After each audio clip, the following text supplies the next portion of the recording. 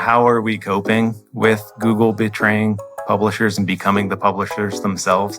We actually bought this toy. Yes, there's a... I don't know. It's a little stress toy. Yeah. And it's a dumpster fire. It's a dumpster fire. Because that's how it feels. It's so chaotic. Google has made some big moves lately. They're kind of doing the most. In 2024, they rolled out AI overviews, which are those summaries that you see at the top of your search. And this past year, they rolled out AI mode, which is kind of like a chatbot experience for more complicated questions. Liz Reed, a Google VP, recently said that this is the future of Google search, a search that goes beyond information to intelligence. But all of that intelligence is built off of real content from real creators. And when creators' websites aren't getting the clicks, that's a huge problem. So if that's the future of search, what can creators even do about it? One SEO expert said that this could mean a decimation of websites. Already, creators are feeling that pinch. So today we're taking questions and with the help of our expert, getting real data-backed answers. I'm Stephanie Wooden, and this is Control Alt Ask, the Creator Advice Show. Hey, Paul. Hey, Stephanie. How you doing? Good. So good to see you. Thanks so much for joining us today. We're just going to jump right in because you're a busy guy. For everybody out there, I'm so excited to bring on Paul Bannister today as our expert guest. Paul, we're so happy you're here because you've definitely come on for a big existential episode and a big existential question from our creators. So just to give you guys a little background on Paul, he serves as our Chief Strategy Officer here at Raptive, and he's been working on these issues since 2006. But why I'm really, really happy to have Paul here today is he's really been working alongside Google for nearly 2 decades. So there's really no one who has more insights into the way creators have benefited from Google and also the challenges that they face than Paul. So without further ado, let's dive in to the big questions today. And first, I want to ask you, Paul, just on the lighter note of things, because this topic today is about AI, right? What is the most egregious mistake that AI has done to you lately? Wow. So it's funny. Somebody asked me a similar question recently, like how do you use AI in general? And my answer was I spend most of my time yelling at it because I'm annoyed at it giving me the wrong answer about something. Yeah. On the one hand, it's great. It's helped me with a lot of things, but I feel like for me, what happens is when I get too far down the road with it is when it starts kind of breaking down. To use the two sides of what I thought was pretty amazing. We're doing a little kitchen renovation project, and I actually asked ChatGPT to help me lay out a floor plan, and it really did a pretty amazing job. I did a little napkin sketch. I uploaded it. It turned it into a real drawing. I asked it to move stuff around. It was doing great, but the minute it was I was this is great, and then it said, I can turn this into a 3D rendering if you want. I'm that sounds amazing. So I hit yes, and it spits out this thing that is a total pile of garbage that is not at all related to the thing that it drew. And I was just oh my God, you can see how there's so much potential, but then also you can see how it breaks down at moments when you really need it. Yeah, exactly. I'm right there with you on the house projects. Probably don't want to sign them up for HGTV. Exactly. Well, so with that, let's get into our creator question because it really is a great segue into what our creators are dealing with right now. And this one's a doozy. So let's watch. So I'm Joanne. And I'm Adam Gallagher. Yep, and we are the couple behind Inspired Taste, which is a recipe blog, which predominantly serves home cooks with easier recipes, doable, approachable style.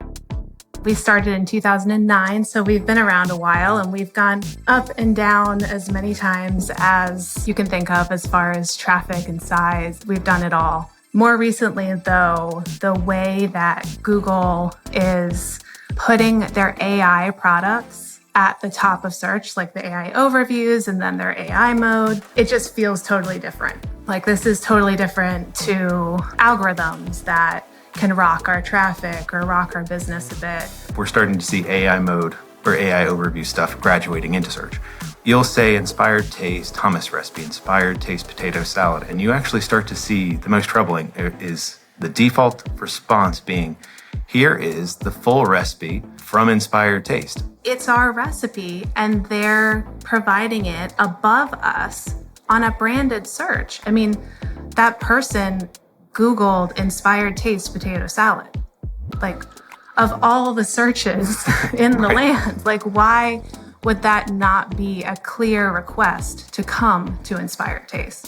Sometimes it's a recipe with their brand literally in the AI overview. And then other times it's what we like to call a Frankenstein recipe, which is their recipe mashed together with other online recipes to create this new recipe that's never even been tested. So either way, it's a problem because they're not getting the credit or the clicks. And there's only one word that I use, and I don't know if I'm going to get in trouble but for Joanne to say it, but it's plagiarism. They're using our name, they're using our recipes, and they know that human connection is what drives their bottom line. But the trade was supposed to be, they featured us, and we get clicks, and we need clicks. They talk about it like a relationship. I mean, for years it was good. They made content and Google gave them a platform. But with this rollout, the relationship has definitely soured. It really was a slap in the face for Google, who's supposed to be the responsible gatekeeper. Yeah. Do this and just turn their back. When we helped build Google, not Inspired Taste, the ecosystem, everyone. That was true betrayal. We're in a toxic relationship. The worst. It's such a bad relationship. And it's like really defeating. It's hard to know how to think about the future. So our question is it time to break up with Google? And if so, what does that mean? Wow.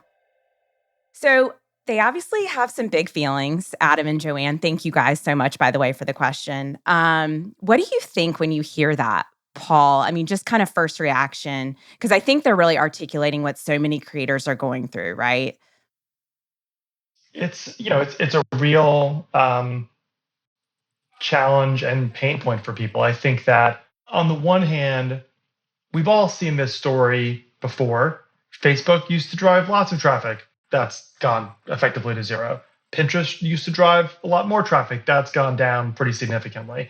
Like, all the platforms have kind of gone through this story, but Google has been sort of the common thread through all of it, where Google, Right. They are the ones that kind of like stuck with it over time. And so I think a little bit that's why it feels from them more like betrayal, because of the fact that it is that they have been there for so long. And so it's this kind of like weird scenario where it's like we've seen the story, but this isn't the player we were expecting in the story this time around. Yeah, I mean, I think that is such a good point, because the playing field has changed and creators aren't really sure like what power they have, if they have any anymore. And it used to feel mutually beneficial, and now it's really not. We're kind of framing this like it's a toxic relationship now, but I feel like it didn't always work that way. There was like a honeymoon period with Google and creators. If people listening don't really know, can you briefly kind of explain maybe what that honeymoon period and the good years looked like, and then how maybe we started to see that turn into what we're doing, in that toxic space now? Well, and a honeymoon period is almost like too like small of a term in some regards. Like, it's been years and years and years where Google has been like the good actor, and Google has been the one that drove traffic, and Google was the one that cleaned things up in a positive way that helped. I mean, from 2000 to 2020, probably Google spent a lot of time really trying to make it so search results were great, and that rewarded great content. And so that meant that over that decade, people who were making really good content and investing in building in their audience saw positive gains and returns, because as Google got rid of the junk, like the cream rose to the top, and that was a great thing. Right. That's continued from until probably 2023, which is when I think people started seeing Google starting flailing around a little bit, and part of that was driven by real reasons. Again, like the rise of AI generated content was a negative directly for Google, because it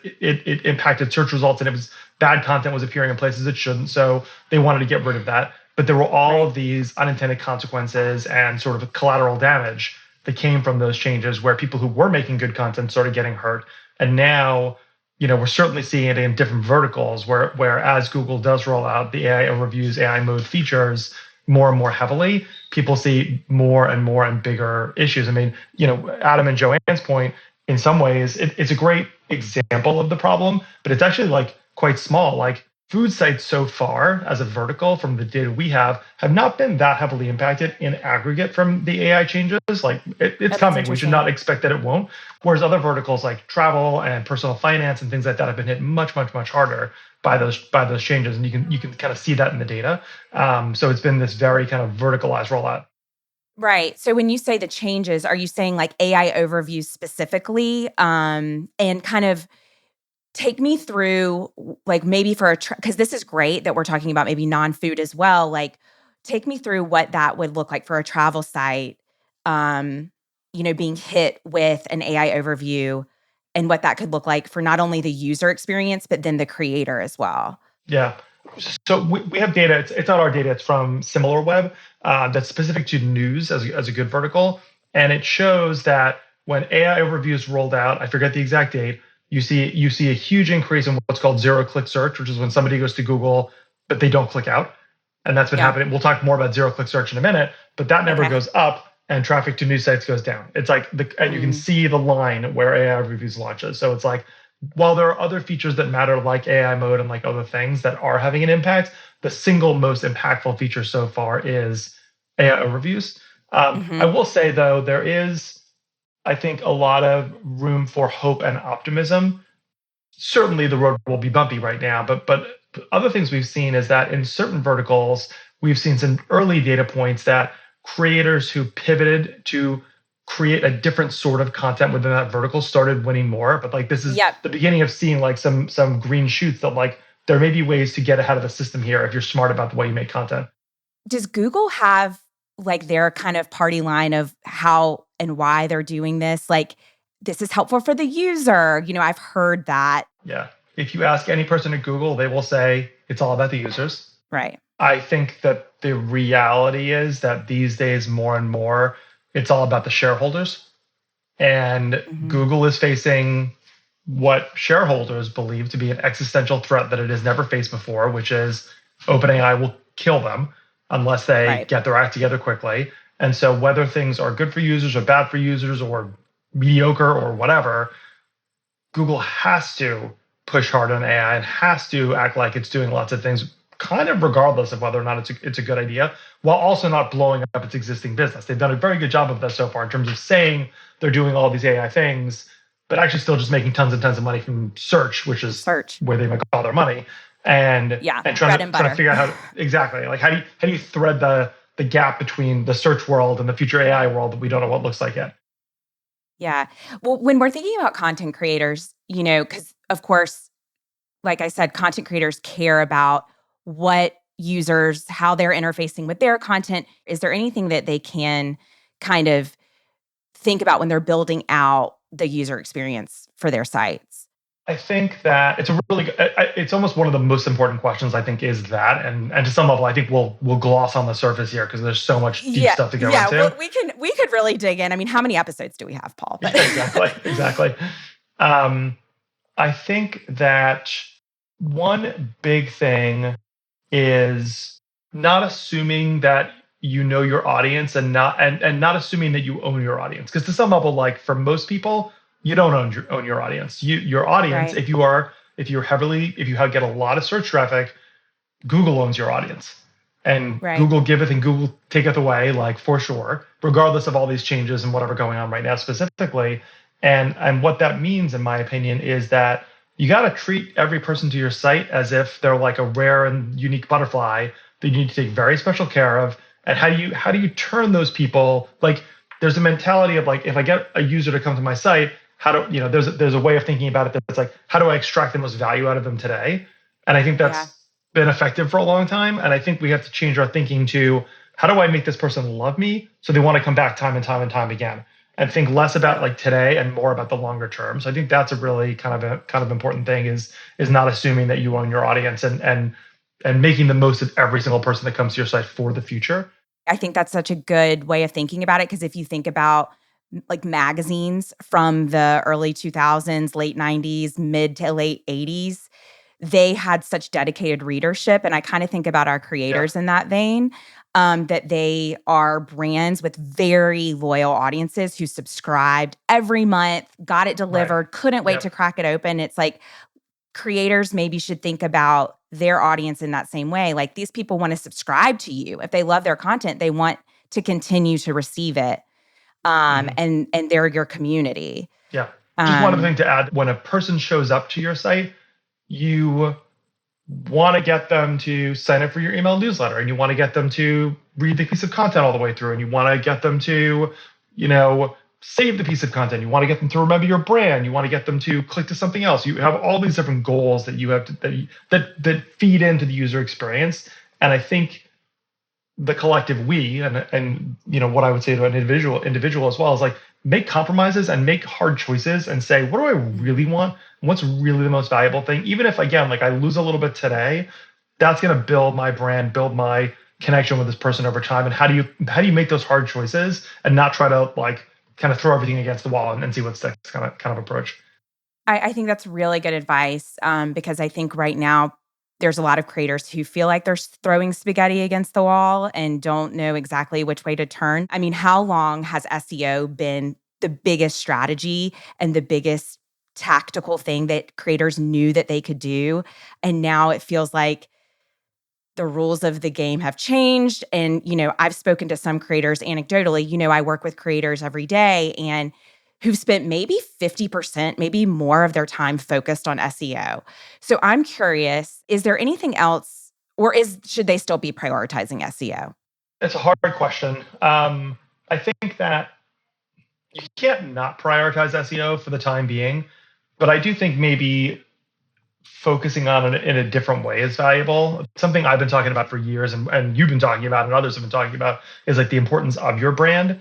And I think that, and in a funny way, to make it to, brand is also a very fluffy, big word that has a lot of meanings, and we're not all talking about the same thing sometimes. It's starting to get thrown around almost too much. Yeah, exactly.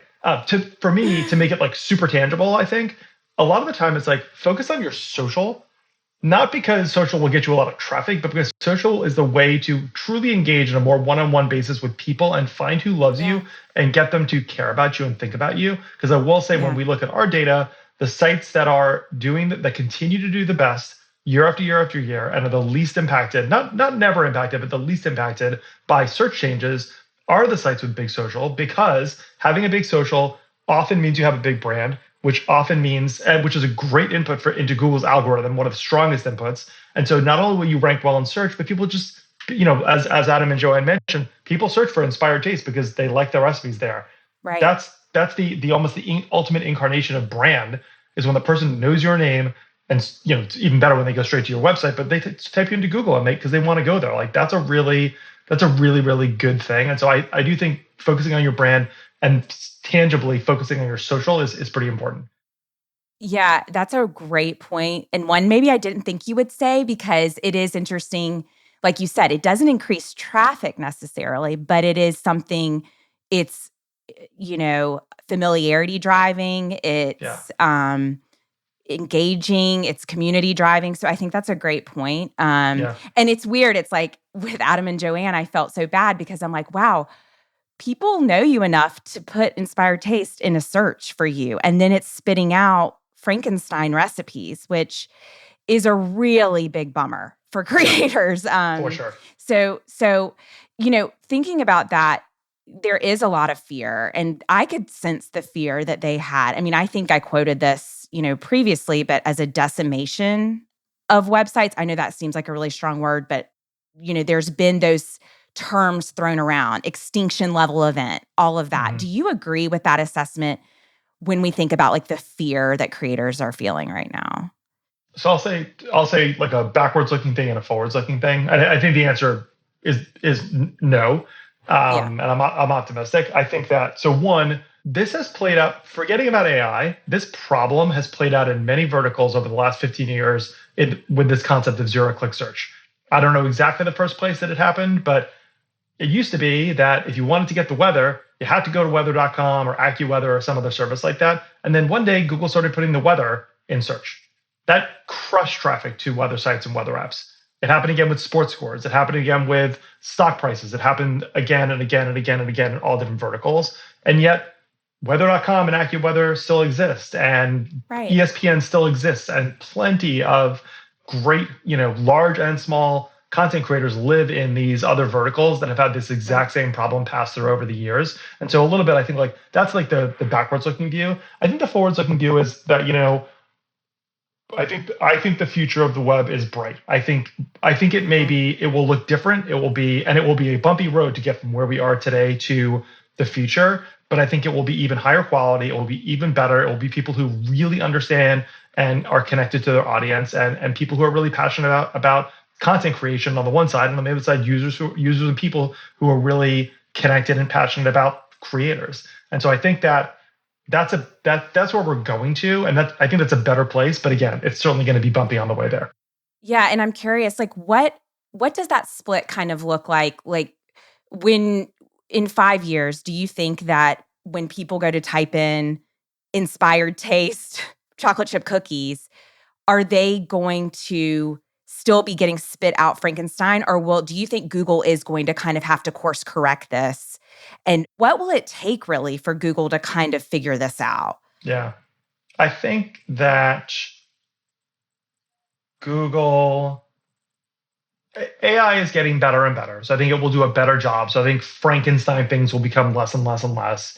Yeah. I think Google plagiarizing and stealing things, it's going to take court cases and that play out over years, and potentially regulatory action and serious blocking of content theft and things like that, which are hard, but are happening in pieces. And actually, I just saw some data yesterday, I think, that Google is starting to put more links into AI mode. Google makes all of its money from people clicking on ads. And so Google has, over the last 25 years, trained people to click buttons because that's how they make money. In a future world, if people don't click buttons, I don't know how Google search, which is their core business, does as well as it does today. And so they have to get back to a world where people are clicking buttons because they need that. If people just are become more and more accustomed to reading and getting answers, they're going to click less in general, and that is very bad for Google's core business. So again, with this AI mode change, I think we're beginning to see the start of that, where I think links will come back into fashion. Because Google needs it, but I also think that like people want that. Like people want, they want the quick answer, but then they want to dive deeper, and both things can be good. Yeah, and I was going to say, with the holidays coming up, I mean, it's conversations I have with our creators, but also like with my friends. When you're thinking about planning a Thanksgiving menu and you get an AI overview, you can't really bake a turkey off of like just reading an AI overview. It's kind of like with TikTok. I wouldn't really want to bake a turkey off a TikTok tutorial. I need to click on a website and read how to do it step by step. So I think there will always, hopefully, like you said, be this hunger for that, pun intended, and they can, hopefully realize that that's part of the user experience that's positive. So the big question now is, as we've come to, you've shed so much light on what creators are facing, and I think though you have shed some positivities, which I'm really happy to hear. But, Adam and Joanne did ask, should we break up with Google? Things are toxic, or should we stay in a situationship? As the kids say these days, which I heard is like, in its complicated status on Facebook. But do you think creators should, or should they just become less reliant, as you mentioned? And like, what would that even look like to break up with Google? Yeah. On the first point, so there's if you watch Mad Men, there's a great scene where Don Draper's in an elevator with a junior guy from the agency or something. I can't even remember who it was anymore. And the junior person says like, "I feel bad for you," to Don Draper. And Don Draper just looks straight ahead and says, "I don't think about you at all." And yes, it's the best line in TV history. It's one of my one of my favorites. So good. And I think a little bit like I feel like that here, where like we empower Google by talking about them now and by thinking about them all the time and focusing so much on them. A little bit like, and easier said than done, but focusing on your audience and your brand and your social and like what you're about and what makes you tick and what you're passionate about. Like that feels like where we should all be focusing. Google should be secondary. And so, like, I don't know whether it's a situationship or what the heck you call it, but it's like, I think we should be, if we focus on ourselves and our audience and what we care about, I think we will get to a better place and think less about Google. I think that's it. That's a better outcome for all of us. I think that's good advice in life, in Google. Like, focus on yourself. If you're having a toxic relationship, improve yourself and the rest will come. Yeah, there you go. Exactly. It is just like a relationship. You're totally right. I love it. Well, I have to tell you that when I was talking to Adam, he actually called you the creator Avenger. And so I actually and we all talked and we think that you're Iron Man because you're so smart. So this is Paul, the creator Avenger, everybody. But he is really advocating for creators and having these conversations every day. So we're so appreciative that you came on and just shed a little light on this really big, big question. And I think there's some great takeaways. So thank you so much for doing this today. And absolutely. We're excited for people to hear what you have to say. Cool. Thanks very much. It's great being here. Great to chat. For more information on everything we talked about today, you can check out the show notes or visit our website, raptive.com/control-alt-ask. And if you have a question or an episode idea, email us at control-alt-ask@raptive.com. That's CTRL alt-ask@raptive.com.